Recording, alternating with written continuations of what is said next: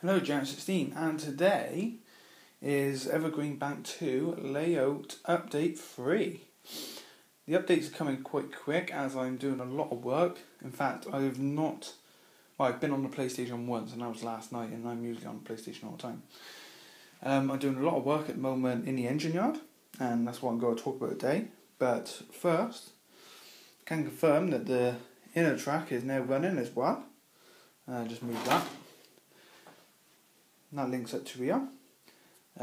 Just put some sleepers in between the joints, which really work out well. You can see that. And over here, just waiting for the glue to set on them. Also, this gap was filled. But yeah, both tracks are running. However, only one can run at a time at the moment because I can't find the power clip for one of the controllers. Eventually, the track will be wired up properly with the wires going under the track on a new thing I'm working on, so you don't have the wires coming out of the board. Got to try and design a little something using fish plates and that, just easier to wire up track. And so that'll be done at a later date, but for now it's just plugging the power in and having them running just to test everything really, because the power will have to go in different parts of the layout to get it to run how I need it to run. So the yard anyway, I'm working on the engine yard. So this track here, this will only go to here, sorry my voice is going, and there'll be a buffer stop. Can fit one loco in, which is perfect. Originally they were both going down, but I want to put my ash plant in, and for that I need a bit of room. So I'm going to have this track stop here, and then this one is going to go straight through and then into the engine shed, which is going to be here. It's not going to be a massive engine shed, but it's enough to store what I got. A lot of locos will be stored on here anyway. So the track's actually going to come to here, and then we're going to have an inspection pit going right across here to here. And you can probably, there's the mark, there to there. And then the track will carry on around. There'll probably be a switch here because I'm going to have a track here. And I might have one down here a bit more.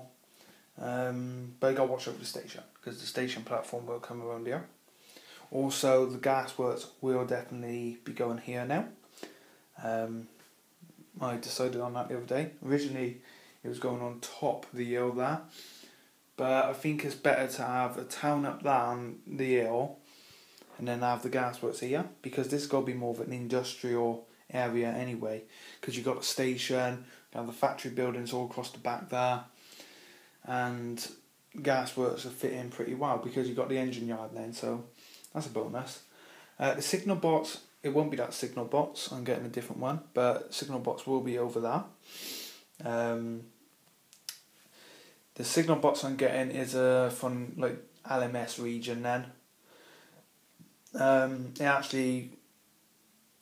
Most of the engines you will see running probably would be ex-LMS, because I got 3 lovely Princess classes, which obviously they were LMS, and I got my Stania there, Patriot, I got Royal Scot somewhere, I got my Jubilee there. It's just pretty much going to fit in. However, it doesn't mean I'm not going to run all my big LNER engines and that, and my GWR engines. In fact, I don't think there's King Edward's there. So that's kind of what area I'm going for. Some LMS theme buildings and that. But you see all the locos running, it don't bother what I run. GWR one, that's actually for sale. Great runner actually. I bought him the other day to sell. I've also added the track in here into the platform. This is the first one. And there'll be 2 more. There'll be 3 tracks in the station. And then there'll be goods track at the back. I might even put a bay in just for the vans that go in. And there'll be a few little tracks over there, nothing much. Just a bit of shunting, like a good shed and that. So that's the idea. So let me know what you think. This update ain't going to be as long as the others. I am thinking about having a bridge here, going over there. Obviously I put it a bit farther in, because the WD is that. So we'll have a bridge here, and this will like cut off the industrial scene, junction scene, to a bit of scenery here. And then I'm thinking about having a bridge across here, and just again to split this area. This got to be quite green here, and then we'll have the bank up there, the chapel which is going to be up there, and then like a lane going through. Probably be a lot of foliage like trees and bushes and that. Try and make it look quite like you would see in Britain. And well, in those days you didn't really see much of the foliage, but that's what I'm going for. And obviously there'll be access to the sidings underneath.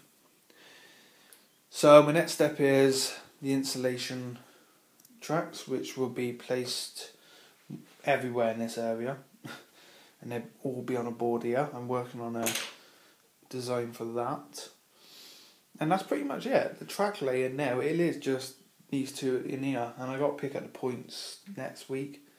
We got one going there. I got to replace a point in the yard, that one, because it's not working.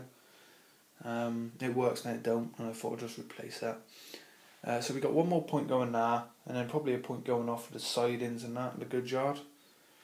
So 2 over there, then 2 down here for the runaround and the other tracks, because that's where the branch line train's got to come in. He's only 4 coaches.